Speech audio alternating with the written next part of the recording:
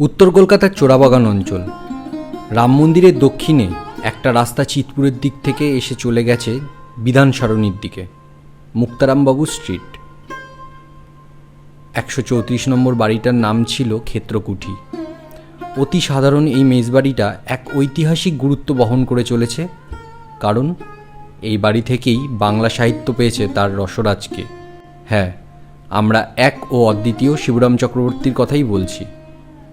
নাগরিক কবিয়ালের অনুকরণে বলাই যায়, এ মেজবাড়ি জানে শিবরামের লেখার সব কিছু। যে ঘরে তিনি ভাড়া থাকতেন তখন তার দেওয়াল ছিল তার পরিচিতদের নাম ঠিকানায় ভরা।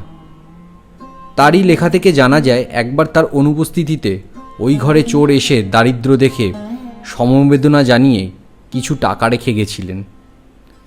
এই মেজবাড়ি সাক্ষী হর্ষবর্ধন গোবর্ধনের জন্মের, সাক্ষী শিবরামের রাবড়ি প্রেমের, স্বাধীনতা আন্দোলনে জড়িয়ে তার জেলযাত্রারও।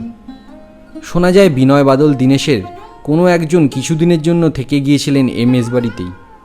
সেই সূত্রে নাকি পা পড়েছিল চার্লস টেগার্টেরও। সুখ দুঃখের দোলায় দুলতে দুলতে শতাব্দী পার করা এই মেজবাড়ি আজ জরাজীর্ণ অবস্থায় কোনো মতে টিকে রয়েছে এক বুক জমে ওঠা কথা আর অভিমান নিয়ে।